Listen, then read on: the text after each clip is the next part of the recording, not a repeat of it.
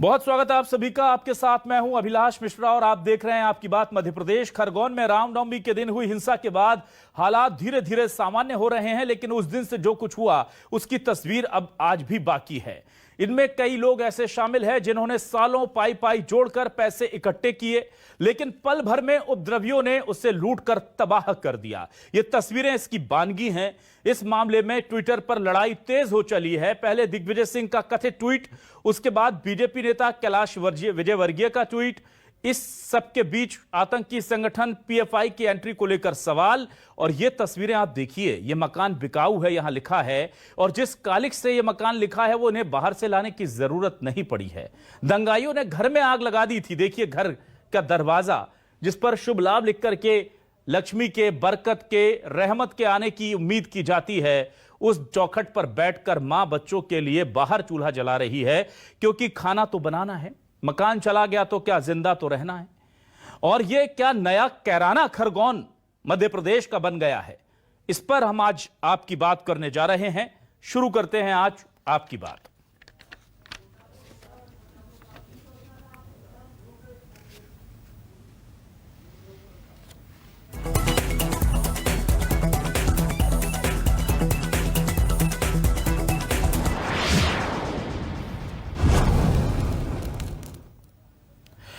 तो आज आपकी बात में सबसे पहले न्यूज 24 मध्य प्रदेश छत्तीसगढ़ की एक्सक्लूसिव ग्राउंड रिपोर्ट आपको दिखाएंगे, जिसे देखकर आपका दिल दहल जाएगा। एक 70 से 80 साल की बूढ़ी मां 30-40 साल तक बेरों को बीन करके 30,000 रुपए जुटाती है। 30-40 साल तक अपना खाना पीना खर्चा निकालने के बाद एक साल में 1,000-2,000 रुपए इकट्ठा करती है और 30,000 रुपए इकट्ठा करके रखती है। दंगाई उससे वो छीन के ले गए 3 मिनट में। 30 साल की मेहनत की कमाई को 3 मिनट में दंगाइयों ने छीना। कुछ लोग अपने मकान को बनाते हैं, मजदूरी करके पूरे घर में फर्नीचर, सारी सुविधाएं जुटाते हैं।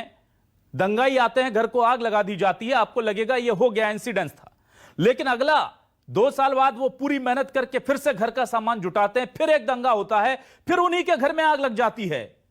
और जब तीसरी बार यही होता है तो लेबर लिख देते हैं अपने घर के बाहर, मजदूर, कर्मचारी सब लिख देते हैं कि यह घर बिकाऊ है। हमने उनसे पूछा ऐसा क्यों, तो कहा कि कितनी बार गृहस्थी बनाएंगे।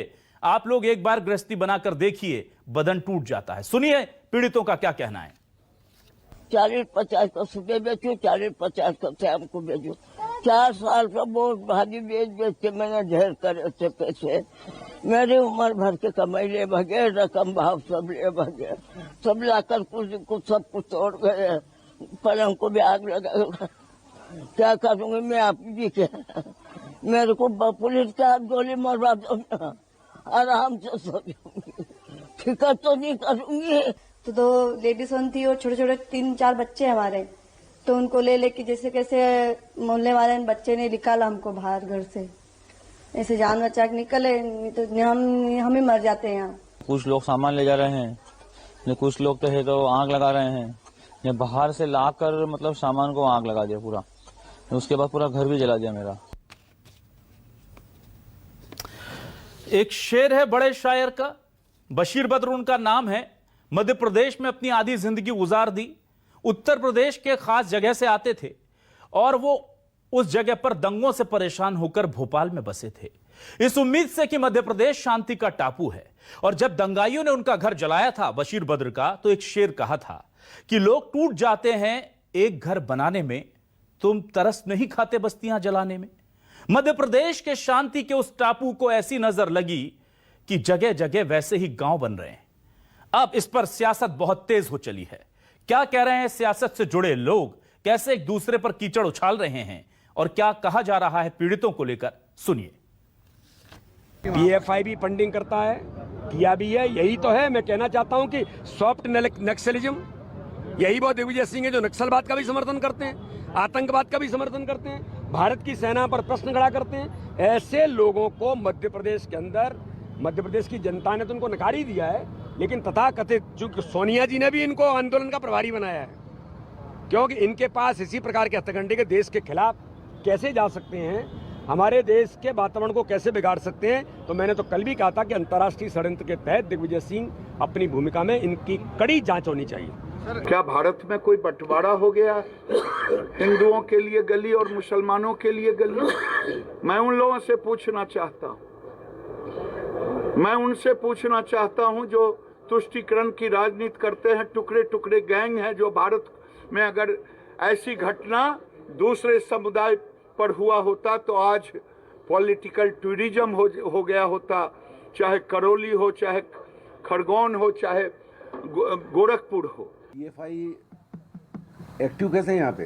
क्या कर रही है? दिल्ली की आईबी और मध्य प्रदेश की इंटेलिजेंस ये क्यों नहीं पकड़ पाते इनको पहले? और ये कौन सा कानून है कि जिसके तहत बुलडोजर चला के पहले मकान तोड़ दे रहा? इसमें जो प्रधानमंत्री आवास के भी मकान तोड़े गए। भाई प्रधानमंत्री आवास तो जो दिया होगा इस सरकार ने दिया है ना, जिला कलेक्टर ने दिया है। जो वीडियो पोस्ट किया है वो वीडियो उन्होंने लिखा है कि खरगोन का है, और हमारा ऐसा मानना है कि शायद ये जो भाषा देख के लग रहा है कि शायद ये खरगोन का नहीं हो सकता है। तो हम तो मांग करते हैं कि इस पूरे मामले की जांच करवाई जाए। यदि ये बाहर का वीडियो है तो निश्चित तौर पे जिस प्रकार दिग्विजय सिंह जी के ऊपर प्रकरण दर्ज हुआ उन पर भी दर्ज होना चाहिए, और यदि खरगोन का भी वीडियो तो ये सांप्रदायिक सद्भाव बिगाड़ने वाला वीडियो, उस पर भी कार्रवाई बनती है। लेकिन पहली भाषा देख कर जिस प्रकार से उनके ट्वीट में लोगों के जो कमेंट आए, लोग उस पर लिख रहे हैं कि बाहर का कैलाश जी डिलीट करिए, और जो भाषा देख के लग रहा है ऐसा लग रहा है किसी दूसरे राज्य का, इसकी जाँच होना चाहिए, और यदि झूठा है तो उनके ऊपर भी मुकदमा दर्ज होना चाहिए। अगर किसी ने दंगा फैलाया तो मामा छोड़ेगा नहीं किसी भी कीमत पे। और ये कुछ लोग हैं जो गड़बड़ करते हैं, कुछ लोग हैं जो गड़बड़ करने की कोशिश करते हैं, तो दंगाइयों के खिलाफ कड़ी कार्रवाई जारी रहेगी। तो दंगाइयों के खिलाफ कड़ी कार्रवाई जारी रहेगी, लेकिन क्या ये कार्रवाई सही ढंग से हो रही है, इसे लेकर बहुत सवाल उठ रहे हैं। और उन सवालों में क्या है, न्यूज 24 मध्य प्रदेश छत्तीसगढ़ के सवाल वो हम आपको दिखाने जा रहे हैं। हमारे सवाल है, 30 साल की कमाई 3 मिनट में ले गए दंगाई। देखिए, खरगोन में अमन का दुश्मन कौन, भरी बस्ती क्यों हुई वीरान, क्यों लिख रहे हैं लोग ये मकान बिकाऊ है। ट्विटर पर तेज लड़ाई, सियासत हुई आई भाई। पहले दिग्विजय सिंह के एक गलत पोस्ट को लेकर बवाल था, कैलाश विजयवर्गीय के एमपी का खरगोन बना कैराना, कौन चाहता है शांति के टापू को आग लगाना, ये बड़े सवाल हैं। और सबसे बड़ा सवाल तो यही है कि आखिर कौन है साजिशकर्ता। और इस पर बातचीत करने के लिए हमारे साथ खास मेहमान जुड़ चुके हैं। कांग्रेस से वरिष्ठ नेता जेपी धनोपिया जी हमारे साथ जुड़े हुए हैं। धनोपिया जी, स्वागत करता हूं आपका न्यूज 24 मध्य प्रदेश छत्तीसगढ़ पर। बीजेपी से वरिष्ठ नेता हितेश वाजपेयी जी हमारे साथ जुड़ चुके हैं। डॉक्टर हितेश, बहुत स्वागत आपका। और वरिष्ठ पत्रकार सरमन नगेले जी को बुलाया। सरमन जी, स्वागत करता हूं आपका न्यूज 24 मध्य प्रदेश छत्तीसगढ़ पर। सबसे पहले मैं आता हूं हितेश जी आपके पास। पीएफआई का कनेक्शन सामने आ रहा है, यह बात हमने सुना है, वीडी शर्मा जी कह रहे हैं। कुछ दिनों पहले बांग्लादेश के एक आतंकी संगठन के लोग भोपाल से पकड़ाए, उसके बाद हमने देखा कि निमाड़ में ऑपरेट करने वाले कुछ लोग आतंकी जयपुर से पकड़ाए। ये तमाम चीजें सर मध्य प्रदेश में अचानक, क्या आपको लग रहा है ये हो क्या रहा है? और क्या ये आपको लग रहा है जो सवाल किया जा रहा है कि फेलियर है एजेंसीज का, वो भी है? और एमपी ही क्यों आखिर बीच में टारगेट में? देखिए अभिलाष, 3 बातें इसके हैं। पहली चीज तो हालांकि हम चर्चा बहुत गंभीर कर रहे हैं, लेकिन आपको का 1 वर्ष पूरा हुआ है और बहुत मेहनत से मतलब करके आपकी टीम ने जनता से जुड़े हुए विषय जो सत्ताओं के अनुकूल भी होते हैं, प्रतिकूल भी होते हैं, उनको समय समय पर रखा है। और इस विमर्श के जो आप करते हैं 8 बजे के इस माध्यम से शायद जी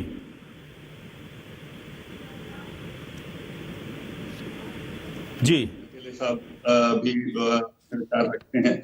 मुझे लगता है आपकी टीम को, और आपने बहुत मजबूत स्थान अख्तियार किया है। बहुत कम लोगों को हमने इतना मजबूती से, उतना तेजी से आगे बढ़ के देखा है कि आपकी मेहनत इसके पीछे है। बहुत बहुत आपकी पूरी टीम। बहुत बहुत शुक्रिया हितेश जी। दूसरी बात, आपका जो विषय है वो बहुत विषय है, और उस विषय के तहत मैं इतना कहना चाहूंगा कि ये विषय बहुत सेंसिटिव है। तो एक बात तो बहुत स्पष्ट है कि हम नहीं चाहेंगे कि कम्युनल विषय कहा जाए, क्योंकि इसको एक ऑर्केस्ट्रेटेड, इंजीनियर्ड, एक निश्चित उद्देश्यों के लिए किया गया वायलेंस मानता हूँ। क्योंकि जिस प्रकार से जो पैटर्न इसमें निकल के आ रहा है, वो पैटर्न जो हम बार बार आसानी से वर्ग विशेष बोल देते वैसा नहीं है। मैं समझ चाहूंगा रुपया जी, जैसे सेंधवा से आपके नगर अध्यक्ष कमर खान गिरफ्तार हुए, उनके 4 साथी गिरफ्तार हुए हैं। आपके पार्षद खरगोन से और उनके साथी गिरफ्तार हुए हैं, परिवार से काफी लोग जो पहले भी इस प्रकार की वारदातों में रहे हैं। मुझे इस बात का दुख जरूर है कि इन लोगों को पॉलिटिकल पेट्रोनेज नहीं मिलना चाहिए। अभी भी हमारी अपेक्षा है कि जिन नाम है। हितेश जी, माफी के साथ आपको रोक रहा हूं, पॉलिटिकल पेट्रोलिंग नहीं करना चाहिए। आपको रोक इसलिए रहा हूं सर कि आवाज में थोड़ा डिस्टरबेंस है। हितेश जी, मैं आपके पास दोबारा आ रहा हूं क्योंकि आवाज थोड़ी सी ब्रेक हो रही है। तब तक मैं जेपी धनोपिया जी के पास आ जाता हूं। जेपी जी, मैं आपसे ये जानना चाहता हूं कि आप पॉलिटिकल पेट्रोलिंग कर रहे हैं, माइलेज लेने की कोशिश कर रहे हैं आप? अभिलाष जी, सबसे पहले मैं भी न्यूज 24 को एक बार सोने पर बधाई देता हूं। कांग्रेस पार्टी की शुभकामनाएं आपके साथ हैं। बहुत बहुत शुक्रिया जेपी जी। दूसरी बात, आदरणीय वाजपेयी जी ने जो कहा है, ये बड़े गंभीर विषय पर बड़े गलत तरीके से अपना जवाब दे रहे हैं। अगर हम ये मानते हैं कि दंगाई किसी कम्युनिटी के नहीं होते, किसी वर्ग विशेष के नहीं होते हैं, वो दंगाई दंगाई होते हैं, तो ये बात बताइए कि आज जो हालात बने हैं, ये हालात किस लिए बने हुए हैं? किसकी निष्पक्षता इसमें साफ तौर पर दिख नहीं रही है। आज अगर कोई कार्रवाई हो रही है तो क्यों वन साइडेड हो रही है, क्यों हालात बने हुए हैं? तो क्या सारे के सारे लोग एक समुदाय के लोग जोड़े गए, क्या एक समुदाय के लोग ही पकड़े गए हैं, या एक समुदाय के लोगों पर कार्रवाई हुई है? मेरा ये कहना है कि जो हालात है, सबसे पहले तो अब तक आदरणीय मुख्यमंत्री जी को चाहिए एक जांच आयोग माननीय उच्च न्यायालय के सिटिंग जज की अध्यक्षता में बनाई जाए, जो ये देखे कि आखिर रामनवमी के रोज क्या परिस्थितियां निर्मित हुई, जुलूस का टाइम क्या था, जुलूस कब निकला था, कहाँ रास्ता था, पुलिस ने क्या किया था और प्रशासन की क्या व्यवस्थाएं थी। इन सारी चीजों का तो एक महत्वपूर्ण मुद्दा आना चाहिए ना। उसके बाद हमें आगे की कार्रवाई को देखना चाहिए कि जो कार्रवाई हुई, अगर मैं साफ तौर पर कहना चाहता हूं, मध्य प्रदेश कांग्रेस कमेटी कोर्ट से हम कल डीजीपी से मिले थे, एक ज्ञापन में दिया और हमने साफ कहा कि कार्रवाई करिए, निष्पक्षता से करिए। लोगों के घर तोड़े जा रहे हैं, लोगों को बर्बाद किया जा रहा है, तो आरोपी और अपराधी में अंतर समझिए। आरोपी के खिलाफ इमीडिएट इतना बड़ा कार्रवाई करने के बजाय अपराधी होने तक का इंतजार करिए। आप अपराधी नहीं होने देना है, आरोपी आपने एफआईआर में नाम दिखा दिया और तोड़ दिया। अभी मैं देख रहा हूँ आवास, प्रधानमंत्री आवास योजना में जो मकान मिला वो भी तोड़ दिया गया। तो क्या हालात कहाँ बने हुए हैं? हम लोगों को शांति की बात करते हैं, लोगों को सहायता की बात करते हैं, लोगों को सुरक्षा की बात करते हैं, और तीनों चीजें यहाँ पे नदारद हो रही है। इससे ऐसा लगता है कहीं ना कहीं कि जो सत्ता में बैठे हुए लोग हैं उनकी कहीं ना कहीं कमजोरियां हैं, असक्षमताएं हैं, और इसी का परिणाम है कि आज हालात मध्य प्रदेश के बिगड़ गए हैं और मध्य प्रदेश बदनाम हो गया है। और आप देख रहे हैं कि आग में घी डालने का काम सभी कर रहे हैं। जो हालात बने हुए हैं उसमें कोई भी आदमी इस बात की नहीं कर रहा है, शांति की अपील कोई नहीं कर रहा है। अभी तक प्रधानमंत्री जी का भी कोई एक ट्वीट नहीं आया कि खरगोन में शांति होना चाहिए और सरकार को क्या करना चाहिए। इससे बड़ा उतरवाद क्या होगा? ठीक है, मैं आता हूं सरमन जी आपके पास। नगेली जी, देखिए, ये जब शुरू हुआ था तो मुझे लगा था ये बहुत छोटा मोटा कुछ रहा होगा, लेकिन जिस तरह से तस्वीरें बाद में निकल कर आई और हम लगातार ग्राउंड रिपोर्ट पर अपने रिपोर्टर्स को भेज करके वहां से चीजें ला रहे हैं, बहुत छोटी छोटी चीजें हैं। जब एक आपने सुना हो शायद इस बुलेटिन को शुरू करते वक्त, इस डिबेट को, मैंने उस 80 साल की महिला की बात सुनाई जो कह रही है कि मेरी तो उम्र भर की कमाई लूट कर ले गए, और फिर वो बेचारी कह रही कि मेरे 30,000 रुपए मैंने बेर बेच करके कमाए थे वो ले गए हैं। फिर बाद में वो परेशान होकर कह रही कि ठीक ही है, अब मैं चैन की नींद सो लूंगी क्योंकि अब मेरे पास बचा क्या है खोने को, जो था मैंने खो दिया। लोगों ने, जिन्होंने लिखा घर के बाहर मकान बिकाऊ है, जब हमने पूछा कि भाई आप क्यों मकान बेच रहे हैं, तो उन्होंने कहा कि हम मजदूर आदमी हैं, 3, 4, 5 साल मेहनत करके घर का फर्नीचर और कबाड़ को ठीक ठाक करके घर बनाते हैं, और ये तीसरी बार है जब हमारे घरों के साथ दंगाइयों ने लूटपाट और आगजनी कर दी।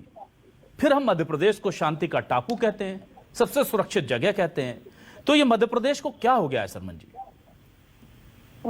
देखिए, सबसे पहले तो अभिलाष जी, आपके 1 साल पूरे होने पर चैनल की आपको और आपकी टीम को बहुत बधाई और शुभकामनाएं। अब मैं सीधा आता हूँ। देखिए, जहाँ तक मध्य प्रदेश शांति के टापू की बात है, तो मैं एक बहुत सामान्य से पत्रकार होने के नाते ये आपके चैनल के माध्यम से प्रदेशवासियों से कहना चाहता हूँ कि मध्य प्रदेश शांति का टापू है और मध्य प्रदेश शांति का टापू रहेगा। ये देश और दुनिया के लोग बहुत ही अपने स्पष्ट रूप से सुन लें। जहाँ तक ये जो खरगोन की घटना है, ये खरगोन की घटना कुछ असामाजिक तत्वों द्वारा की गई है। ऐसे असामाजिक तत्वों को, सरकार को, सरकार के विभागों को, सरकार के वहाँ के जो लोकल इंटेलिजेंस है, जो वहाँ के अधिकारी हैं, वो उनकी पहचान करें, उन पर कार्रवाई करें। और ये देखिए, सामान्य घटना है, लेकिन ये लोकल जो वहाँ के अधिकारी लोग हैं उनको इस बात की जानकारी नहीं हुई। ये वहाँ के लोकल के जो अधिकारी हैं उनकी कार्यप्रणाली पर कहीं ना कहीं प्रश्न चिन्ह लग रहा है, क्योंकि ये जब जैसी तस्वीरें आपके माध्यम से आ रही हैं, ये बड़ी घटना है। तो बड़ी घटना अचानक से नहीं होती है। और जहां तक वो एक जो माताराम का आपने बताया कि उनकी इतनी उम्र है और वो उनकी 30 साल की कमाई 3 मिनट में लोगों ने छीन ली है, तो निश्चित रूप से वो कहीं आसपास का, पड़ोस का या जहां का भी हो, जो जानता होगा उसी ने उनके साथ ये घटना की होगी। ये कोई ऐसा नहीं कि कहीं बाहर से कोई व्यक्ति आ गया और उसको मालूम है कि माताराम के पास पैसे हैं, तो कहीं ना कहीं से वो कैदी मतलब उनकी रैकी कर रहा होगा, उसकी जानकारी में होगा, तभी ये घटना हुई है। और वहाँ के माननीय कलेक्टर महोदय को, वहाँ के माननीय एसपी महोदय को सबसे पहले शांति एकता समिति की बैठक आयोजित करना चाहिए थी, उनको सद्भावना समिति की बैठक करना चाहिए थी। यदि नहीं हुई है तो इस पर वो कार्रवाई करें, बैठक करें। और जहां तक राज्य सरकार की बात है, तो जिनका भी नुकसान हुआ वो किसी भी वर्ग, किसी भी संप्रदाय के लोग हों, उनको सरकार एक विशेष पैकेज के तहत उनको मदद करे, उनको आर्थिक मदद करे। और सरकार इस पर एक निश्चित रूप से एक बड़ी जांच एजेंसी नियुक्त करे। और जांच एजेंसी जो है ना, मौके पर जाकर पूरा अध्ययन करने के बाद, लोगों के बयान लेने के बाद, मीडिया, वहाँ के जो मीडिया के साथी हैं उनसे चर्चा करने के बाद इस पर कोई निष्कर्ष ले। हितेश जी, आपके पास मैं आता हूं सर। एक और बड़ी चिंता जो मेरे लिए वो ये चिंता है सर कि ठीक है, दंगे हो जाते हैं जब बहुत सारे समुदाय मिलकर रहते हैं और उसको सरकार जो है प्रशासन काबू में भी कर लेता है, लेकिन पिछला 1 महीना सर सोचिए, मध्य प्रदेश के निवासी होने के नाते इतनी बड़ी बड़ी घटनाएं हो रही हैं कि आतंक के सारे कनेक्शन यहां जुड़ रहे हैं और उसका असर हमें अपने सामाजिक ढांचे पर भी देखने को मिल रहा है। तो सर ये कितनी बड़ी चिंता होनी चाहिए। और अब पीएफआई का नाम आ रहा है, बांग्लादेश के मुजाहिदीन गुट का नाम आ रहा है, आतंकियों के बड़े बड़े संगठनों के नाम आ रहे हैं। तो मध्य प्रदेश में क्या वजह है कि ये तमाम चीजें अचानक से हो रही हैं? देखिए, इसमें कोई शक नहीं, आपने पढ़ा भी होगा कि चुनाव आते तो इस प्रकार की जो होती कम्युनल डिवाइड वाली समस्या, जो नगेले साहब ने कहा बहुत अच्छी बात कही कि कम्युनिटी कॉन्फ्लिक्ट की है, पूरा पॉलिटिकल विषय है। और इसीलिए मैंने जो कहा उससे बच के धनुप्रिया जी निकल गए। मैंने नाम लिया, तेंदुआ नगर अध्यक्ष समर खान और उसके साथी पकड़े गए। मैंने खरगोन में पदाधिकारियों का, कॉर्पोरेटर्स का जिक्र किया, धनुप्रिया जी उससे बचकर निकल गए।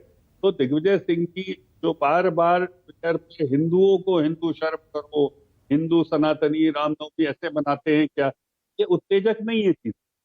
इसकी बजाय आप ये नहीं कह सकते कि दंगाइयों ने शांत करनी चाहिए। रामनवमी की शोभा यात्रा पर पेट्रोल बम फेंके गए, पत्थर फेंके गए, एसपी के पैर में गोली मारी गई। ये कोई आम हिंदू या आम मुसलमान करता है क्या? ये ऑर्गेनाइज क्रिमिनल एक्टिविटी है।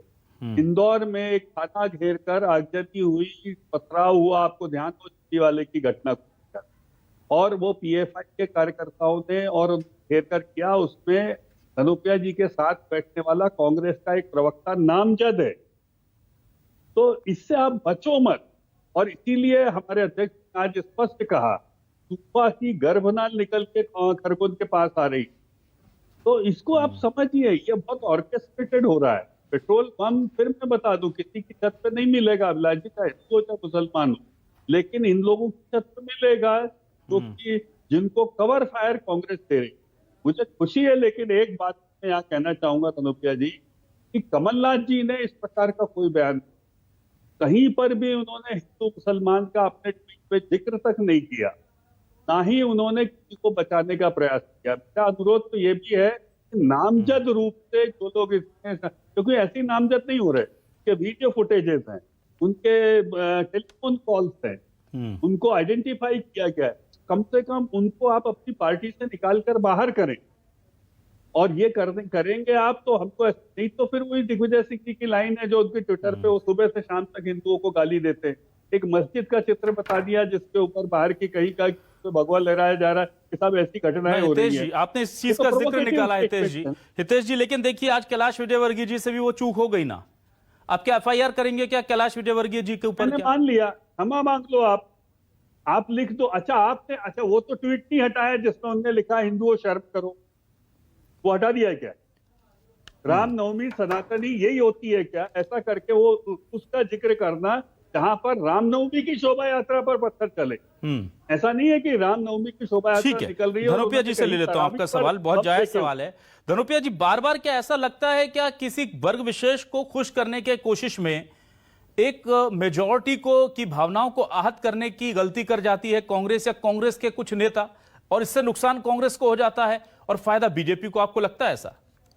देखिए अभिलाष जी, मैं समझता हूं आपकी पत्रकारिता को एक बहुत लंबा अरसा हो गया, 20-25 साल से मैं भी आपको देख रहा हूं। जी सर। आपने देखा होगा इस प्रदेश में, इस देश में जब जब चुनाव होते हैं तो वातावरण सांप्रदायिकता के जहर घोलने का होता है। उसका लाभ किसको मिलता है वो आपको हमारे सामने है, कहने की आवश्यकता नहीं है। आज सवाल इस बात का नहीं है, सवाल इस बात का है कि एक वर्ग विशेष के प्रति लोगों की नफरत को बढ़ाकर खाई पैदा करने का काम कर रहा है। क्योंकि चुनाव आ गए, गुजरात में चुनाव है, हिमाचल में चुनाव है, अगले साल मध्य प्रदेश में चुनाव है, और जो हालात बने हुए क्या कारण है आप देखिए अभिलाष जी। रामनवमी के रोज योगी जी की सरकार उत्तर प्रदेश में 874-75 जगह पर उनके जुलूस निकले, एक जगह भी दंगा नहीं हुआ, फसाद नहीं हुआ, पत्थर नहीं फेंका।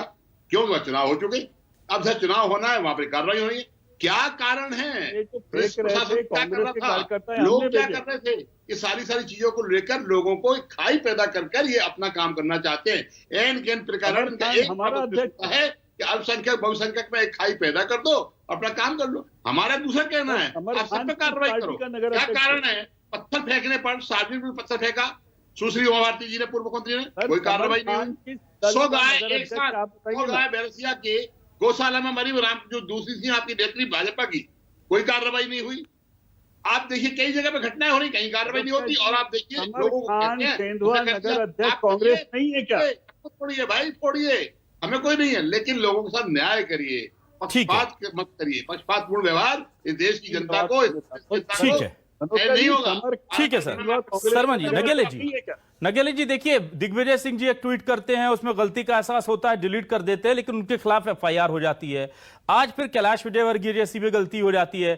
तो ट्वीट या इस तरह की चीजों को अगर उन्होंने तुरंत डिलीट कर दिया था, आज गलती से सीधे एफआईआर तक ले जाना, ये पॉलिटिकल वेंडलिज्म जो है, क्या आपको लगता है ये पॉलिटिकल वेंडेटा इतना अच्छा आगे बढ़ जाएगा तो ये आगे बहुत आक्रामक नहीं हो जाएगी सियासत फिर देश की? चाहे वो कांग्रेस हो या भारतीय जनता पार्टी हो, समाजवादी पार्टी हो, बीएसपी हो या आप हो, ये कोई भी राजनीतिक दल विचारों की राजनीति नहीं करते हैं, ये राजनीतिक शुचिता की बात नहीं करते हैं।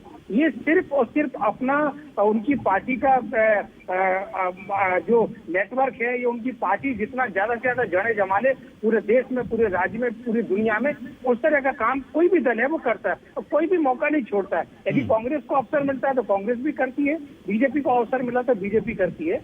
लेकिन यदि ये फैक्ट चेक कर लेते और फैक्ट चेक का उपयोग कर लेते तो हो सकता है इस तरह की त्रुटि उनसे ना होती। अब जहां तक ये जो कैलाश जी का मामला है या माननीय दिग्विजय सिंह जी का मामला है, ये मामला साइबर क्राइम का मामला है कि वो साइबर जो सेल है वो इसकी जांच करे कि दरअसल वो वीडियो सही था या गलत था। अब जहां तक उन्होंने ट्वीट हटा दिया तो जो ट्वीट हटा दिया तो वो लोग नहीं देख पाएंगे। अब जो ट्विटर का जो सर्वर है वो सर्वर इंडिया में नहीं है, वो ट्विटर का सर्वर इंडिया से बाहर है। तो इसमें आती है बात केंद्र सरकार की। केंद्र सरकार का आईटी मंत्रालय वो ट्विटर की उनकी जो वीडियो पोस्ट हुआ था उसकी जांच करे और मध्य प्रदेश का जो साइबर सेल है वो इसके बारे में कार्रवाई ले, तब जाकर उस पर कुछ जो भी करना हो वो सरकार का अपना लुकआउट है। अब जहां तक मेरी बात है लोकल की बात, जो राजनीतिक जो वातावरण जो निर्मित हो रहा है, मेरा आग्रह है सभी नेताओं से और सभी दलों के लोगों से कि एक वहाँ पे एक सांप्रदायिक जो सद्भाव बनाने के लिए एक सद्भावना समिति की बैठक करें, जिसमें राजनीतिक दल के जो सारे लोग शामिल हो, सर्वदलीय बैठक करें और सर्वदलीय बैठक के बाद मध्य प्रदेश को शांति का टापू बनाने के लिए सारे लोग प्रयास करें। माननीय धनोपिया जी करें, माननीय वाजपेयी जी करें, माननीय शिवराज जी, माननीय कमलनाथ जी, दिग्विजय जी। जाहिर सी बात है, तो फिर ये बात समझ में आती है कि कोई घटना क्षणिक तौर पर हो जाती है, चाहे एक पक्ष की हो या दूसरे की। मकान टूट गया, सरकार बनाकर दे सकती है, लेकिन सामाजिक धर्मनिरपेक्ष ताना बाना टूट गया तो हिंदुस्तान को कौन बनाएगा? यह बड़ा सवाल है। बीजेपी, कांग्रेस, हिंदू, मुस्लिम, हम सब एक तरफ, लेकिन देश की अस्मिता एक तरफ। उसे टूटने से बचाना होगा। मध्य प्रदेश को शांति का टापू ही रहने दें तो ज्यादा बेहतर होगा। इसके लिए हम सबको कोशिश करनी होगी। भड़कावे में ना आए, अफवाहों पर ध्यान ना दें। आप जैसे सालों से एक दूसरे के साथ रहते आए हैं वैसे रहें। खरगोन को कैराना ना बनने दें। बहुत बहुत शुक्रिया जेपी धनोपिया जी, हितेश जी, सरमन नगेले जी, इस तमाम डिबेट में आने के लिए, वक्त देने के लिए। तमाम दर्शकों का भी शुक्रिया।